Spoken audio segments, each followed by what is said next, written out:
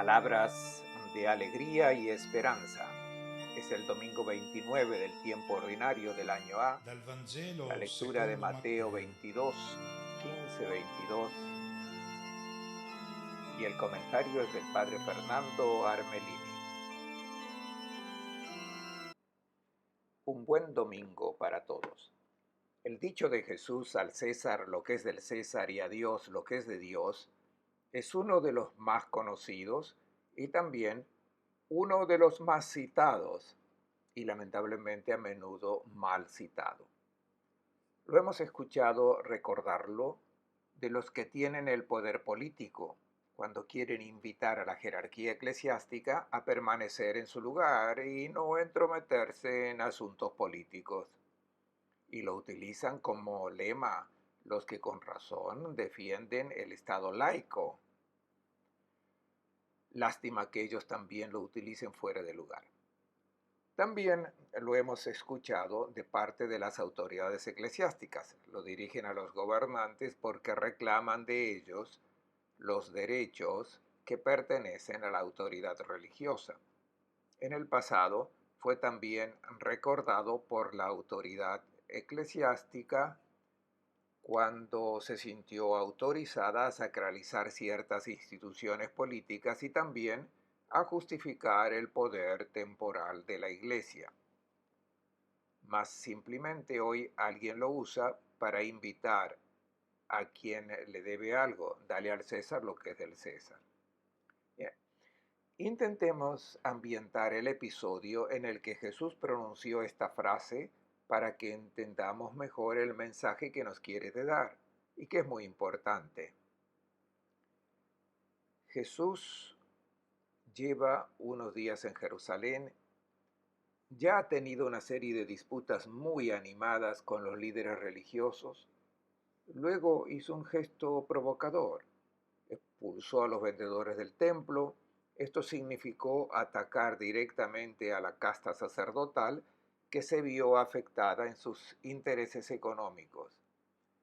En definitiva, ha surgido una situación muy tensa entre Jesús y sus adversarios.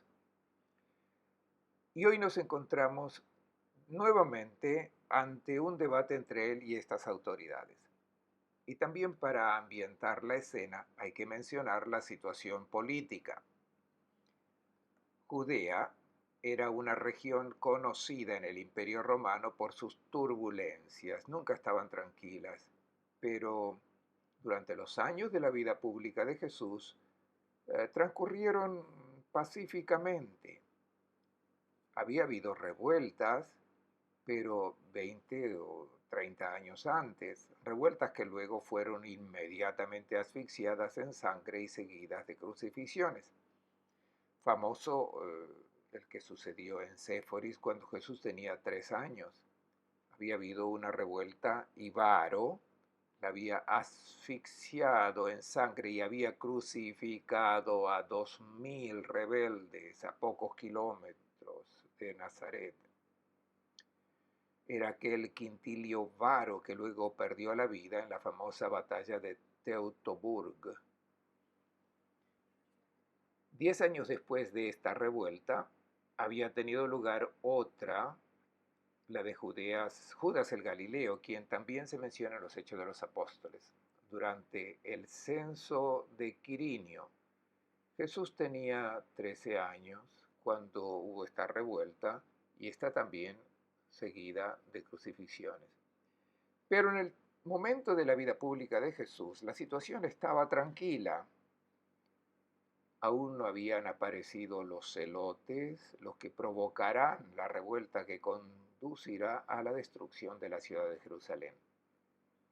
En Palestina, por lo tanto, la gente vivía sujeta a Roma, incluso si se veía obligada a soportar un sistema fiscal extremadamente oneroso. Había impuestos sobre todo: las propiedades de la tierra, edificios, las transacciones, el impuesto a la profesión, los peajes en las carreteras, a la hora de transportar mercancías, en fin. Intentaron hacer los cálculos. El 50% de las utilidades acababan en impuestos. Pero había un impuesto que era la más odiada de todos, y era el testático, en latín tributum capitis, que es el tributo de un denario que todo el mundo tenía que pagar, mujeres desde los 12 años y los hombres a partir de los 14 años hasta los 65 años. Y es a este impuesto que se refiere el episodio evangélico de hoy. Claramente no querer pagar los impuestos era lo más peligroso porque te acusaban de sedición, y esta será también una de las acusaciones que se le harán de manera sutil a Jesús, la de incitar a la gente a no pagar impuestos al César. Se hace referencia de esto en las acusaciones que se hicieron contra Jesús frente a Pilato. Es en este contexto que los adversarios de Jesús le tienden una trampa, porque quieren encontrar un motivo para denunciarlo y condenarlo. Escuchemos. Los fariseos se reunieron para buscar un modo de enredarlo con sus palabras. Le enviaron algunos discípulos suyos acompañados de herodianos que le dijeron: Maestro, nos consta que eres sincero, que enseñas con fidelidad el camino de Dios y que no te fijas en la condición de las personas porque eres imparcial. Dinos tu opinión. ¿Es lícito pagar tributo al César o no? Dos grupos de oponentes de Jesús entran en escena. Son los fariseos, que conocemos muy bien porque aparecen continuamente en los evangelios, son los guías espirituales, los guardianes de la tradición de Israel, son los que establecen lo que está bien y lo que está mal, conocen el Antiguo Testamento, por tanto, gente que están relacionados con el aspecto espiritual del pueblo de Israel. El segundo grupo son los herodianos, los conocemos menos, pero también aparecen en los evangelios. Jesús pone en guardia contra la levadura, tanto de los fariseos como de los herodianos.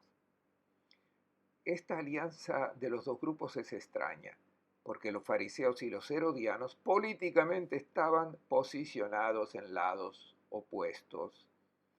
Los fariseos consideraban una impiedad apoyar la ocupación romana, porque los romanos eran paganos que profanaban Tierra Santa con sus ídolos y su vida inmoral.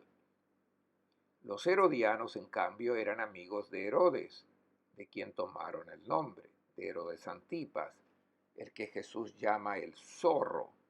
No significa listo, significa títere, sin personalidad, sumiso del emperador Tiberio, el tirano de turno.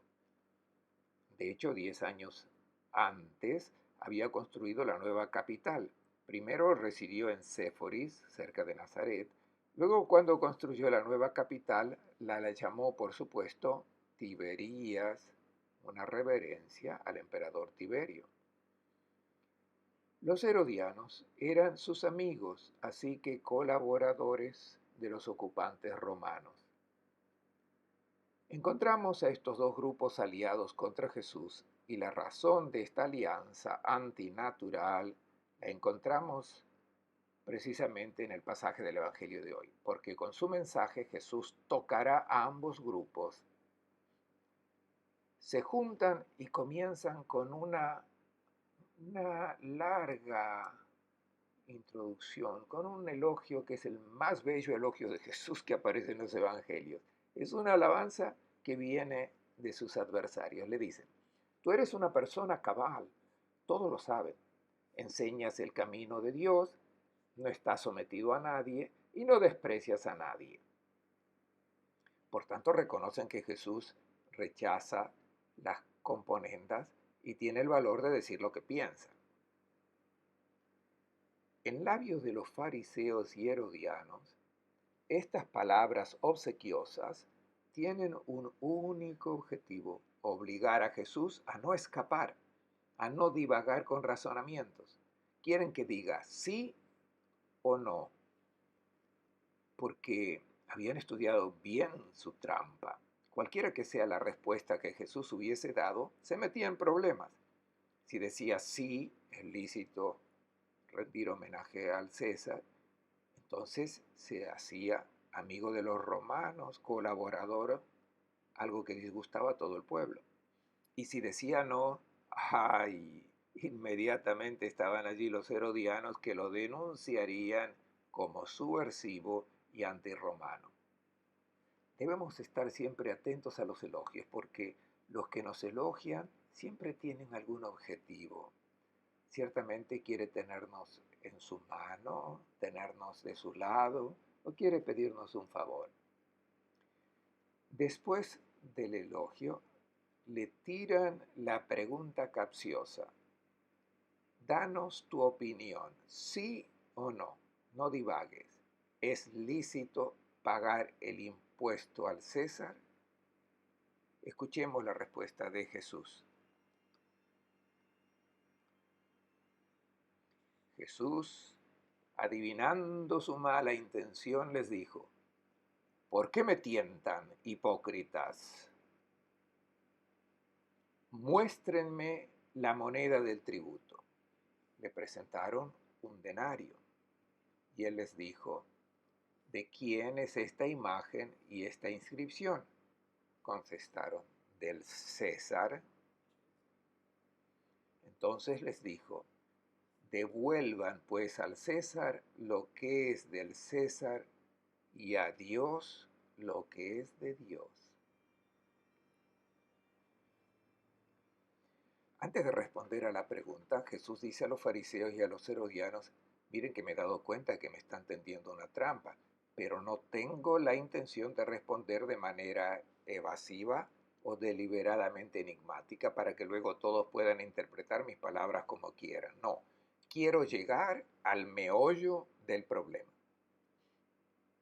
Y notemos bien, creo que hoy muchos predicadores insistirán en el deber de pagar impuestos, que siempre es una recomendación adecuada, pero Jesús hoy no está hablando de este deber de pagar impuestos. Será Pablo en la carta a los Romanos quien se expresará muy claramente sobre el tema cuando escriba a los cristianos que viven en la capital. Estamos en la época de Nerón, al comienzo de su reinado. Tiene 20 años este emperador, que al principio fue indulgente, moderado. Pablo escribe a estos cristianos y les dice: todos están sujetos a las autoridades establecidas. De hecho, no hay autoridad si no es de Dios, y las que existen son establecidas por Dios. Quien se opone a la autoridad se opone a una orden que es querida por Dios. El hombre es sociable y por eso se necesita de alguien que organice y estructure esta sociedad. Y luego saca las consecuencias.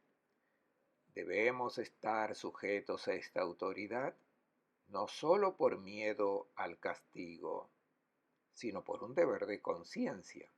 Y por eso recomienda: den a cada uno lo debido.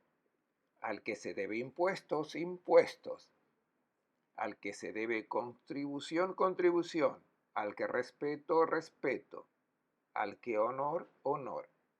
Pablo habla de ello como de algo evidente en sí mismo. No era necesario que viniese el Hijo de Dios para decirnos que tenemos que pagar impuestos.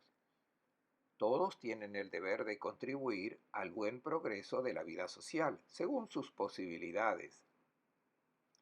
Y el cristiano, en esto, debe ser un ciudadano ejemplar, porque hay que amar, y amar no solo significa amar solo a quien está en necesidad o está cerca, sino es una manifestación de amor querer que esta sociedad se estructure de tal manera que todos puedan vivir como verdaderos hijos de Dios. El problema, por tanto, es otro, y está muy bien planteado en la pregunta que plantean los fariseos y los herodianos. ¿Es lícito o no pagar tributo al emperador? Pagar el impuesto significa reconocer a Tiberio como rey, cuando el único rey de Israel es Dios. Jesús responde: muéstrame la moneda del impuesto. Y le presentan un denario. Es interesante que Jesús les pide que le muestren la moneda, quiere decir que él no la tiene. Lo hacen y Jesús no les reprocha que tengan monedas. Eh, no metieron la mano en los bolsillos porque en aquel tiempo la ropa no tenía bolsillos, sino mangas. Las monedas se guardaban en una bolsa o debajo de la túnica. Sacan su bolsa y muestra la moneda. Jesús los llamó hipócritas. ¿Por qué? Porque todos ellos normalmente usan estas monedas cuando van al mercado, porque el perutot, las monedas puras, circulaban solamente en el templo para hacer las ofrendas y afuera no valían absolutamente nada. Era una cosa buena que la gente usara estas monedas. Jesús no se preocupa por esto. Como si le dijera: no seas escrupuloso, no usar las monedas cuando vayas de compras. Yo no las tengo, lamentablemente, pero las que recibí cuando presté algún servicio, también las utilicé. Este no es el problema. Es interesante que solo tengan escrúpulos en utilizarlas para rendir tributo. Cuando Jesús tiene la moneda en la mano, pide dos cosas. Estemos atentos para saber por qué hace esta pregunta, porque así entenderemos a dónde quiere llevarnos. Pregunta: ¿de quién es esta imagen y esta inscripción? Responden: de César. Esta moneda de impuestos para un judío piadoso despierta repugnancia solo con verla. ¿Por qué?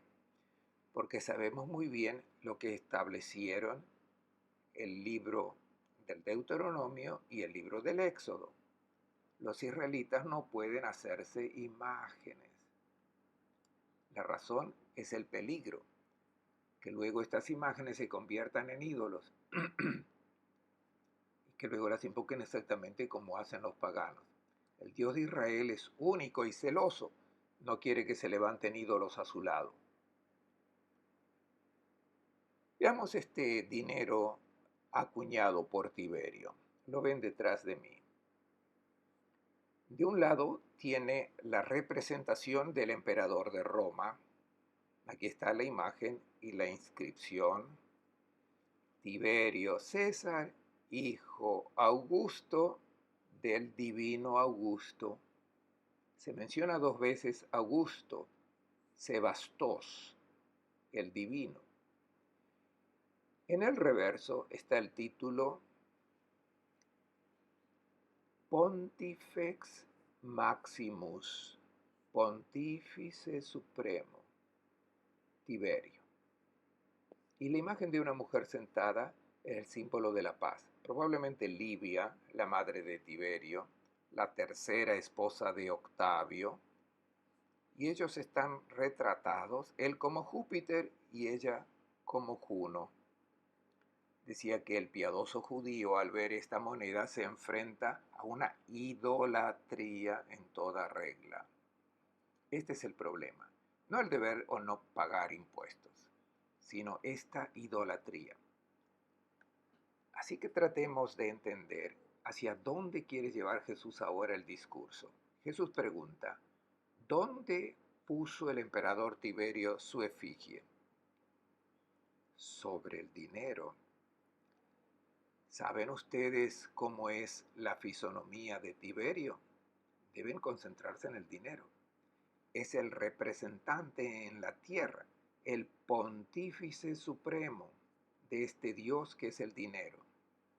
Es él que maneja el culto al dinero el ídolo que todos adoran en su imperio. Es el dinero lo que guía la vida del imperio y Tiberio es el sumo sacerdote de esta religión.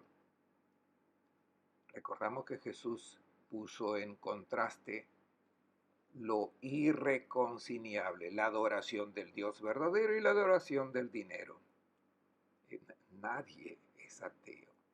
En la Biblia no hay miedo al ateísmo, no hay mención del ateísmo. El peligro es la idolatría, porque todo el mundo tiene un Dios.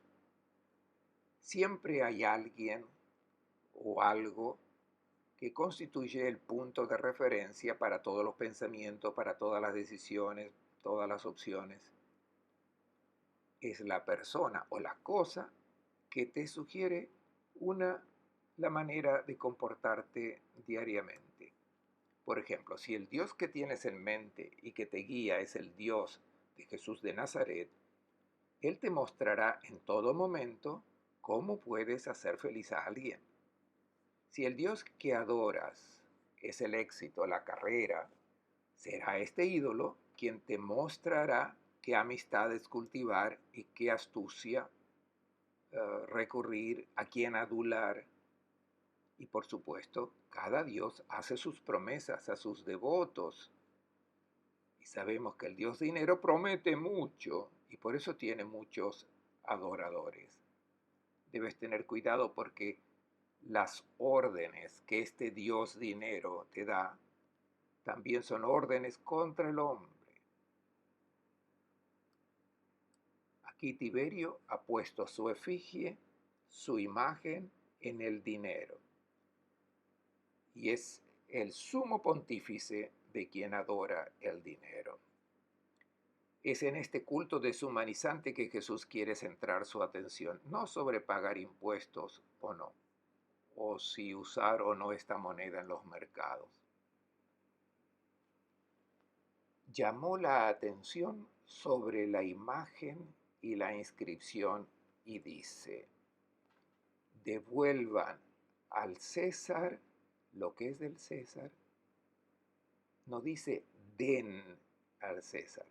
Ellos preguntaron, ¿está permitido dar? Y él responde, devuelvan, no dar. ¿Devolver qué? Tratemos de no ser hipócritas. Jesús dice, el problema no es usar o no usar la moneda del César, sino darse cuenta de que ustedes también, hipócritas, están completamente involucrados en la filosofía detrás de esta imagen y de esta inscripción. La filosofía en la que se basa el mundo pagano, que adora al ante Dios. No es el dinero que es el diabólico, es el culto al dinero. Es el dinero el que pone al hombre a su servicio. En una sociedad dirigida por un emperador que estampa su rostro en el dinero, ¿quién es el que cuenta? Cuenta aquel que tiene dinero y mientras produzca dinero. Donde se adora el dinero, los pobres valen como un par de sandalias, dice el profeta Amós. O menos que una oveja, dijo Jesús. ¿Qué dice Jesús? Devuelvan este ídolo al César. Él lo introdujo en Israel. No pertenece a la identidad espiritual del pueblo de Israel. Mantengan la pureza como pueblo consagrado al único Dios y devuelvan al César pagano su religión idólatra. Jesús quiere que lleguen al meollo del problema. Segunda cosa que dice Jesús, devuelvan a Dios lo que es de Dios. El discurso sigue girando en torno a la imagen y la inscripción. Tiberio puso su propia imagen e inscripción en el dinero. ¿Dónde ha colocado Dios su imagen y su inscripción? Y todos sabemos la respuesta, es inmediata. Puso su imagen en el hombre. Es en el hombre donde colocó su inscripción, que colocó su nombre. Se cuenta que el gran rabino Hillel, un famoso maestro que vivió una generación anterior a Jesús, había una historia conocida por todos, incluso por los niños en la época de Jesús. Al final de una lección, sus discípulos preguntaron al maestro, ¿a dónde vas? Y él respondió, voy a realizar un misvá, un mandamiento. ¿Pero qué misvá vas a cumplir? Él respondió, voy a darme un baño. Los discípulos dijeron, pero nunca hemos escuchado que haya una misná que ordene bañarse. El gran rabino Hillel responde, las imágenes de reyes que están en los teatros, en los círculos, tienen quienes las mantienen limpias y se les paga por ello. Quien insulta una de estas estatuas tocaría directamente al emperador.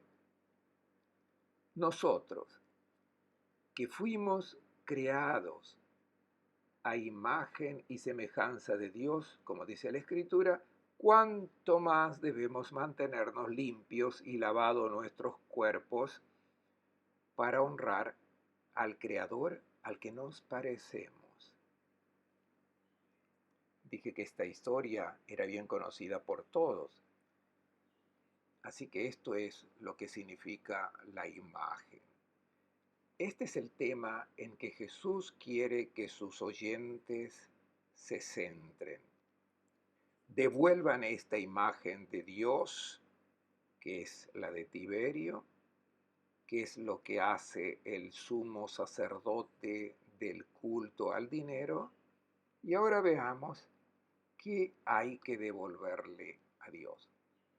El hombre debe ser devuelto, en el que está su imagen, y está la inscripción del hombre en el libro del Deuteronomio, pero continuamente en el Antiguo Testamento se dice, donde Dios puso su nombre, en Israel puso su nombre. En Isaías, en el capítulo 43, dice, son los israelitas los que llevan mi nombre. Y en el Apocalipsis, en el capítulo 14, esos 144,000 que llevan el nombre del Cordero y el nombre de su Padre escritos en la frente. Es sobre el hombre donde Dios ha puesto su imagen y su inscripción, y debe ser devuelto a Dios. No podemos tomar posesión del hombre porque nos pertenecen todas las criaturas, pero el hombre no. El hombre pertenece solo a Dios. Concretamente, los dos grupos con los que Jesús se enfrenta, ¿qué deben devolver? Al César ahora lo dejamos de lado. ¿Qué deben devolver a Dios? Los herodianos son colaboradores del poder despótico de Tiberio, que se adueñó del hombre, lo explotó, esclavizó. El imperio romano está lleno de esclavos y esto se justifica por el dios dinero. Humilla al hombre, lo priva de libertad.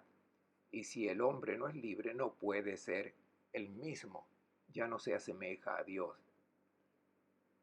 Donde los superhombres de turno quieren construir sus torres que llegan al cielo, entonces sucede exactamente lo que los rabinos decían de la construcción de la torre de Babel. Decían que cuando un hombre caía de la torre nadie hacía caso, pero cuando se rompía un ladrillo, todos se ponían a llorar. Los faraones pueden utilizar caballos, carros, bueyes, pero no el hombre, porque el hombre no les pertenece. Pertenece a Dios, debe ser devuelto a Dios. Esto es lo que Jesús quiere que la gente entienda. El hombre sometido a ídolos y tiranos no es un hombre. Por tanto, los herodianos, quienes apoyan esta estructura política que oprime al hombre, saben lo que deben devolver a Dios. Quien piense como ellos debe hacer un examen de conciencia porque quien domina sobre el hombre es un herodiano. Los fariseos, ellos también deben devolver al hombre a Dios. La catequesis de los fariseos era presentar el hombre no a Dios, sino a un ídolo que ellos se habían inventado. Un ídolo porque exigía sacrificios, ofrendas, incienso, holocaustos. Un Dios que otorgaba sus favores a los que se postraban ante él, que obedecían sus órdenes y castigaba severamente las transgresiones. No es el Dios auténtico, no es el Dios de Jesús de Nazaret. Este es un ídolo inventado por los hombres que se ajusta a sus razonamientos, a sus criterios. Lo han invertido ellos, inventado ellos, lo han creado ellos a este Dios. No es el Dios verdadero, el Dios del amor, la imagen auténtica de Dios. Estos fariseos lo tienen ante sus ojos. Él es el hombre, Jesús de Nazaret. Él reproduce perfectamente esta imagen. Quien se adhiere a esta imagen del hombre, se adhiere al Dios verdadero. Les deseo a todos un buen domingo y una buena semana.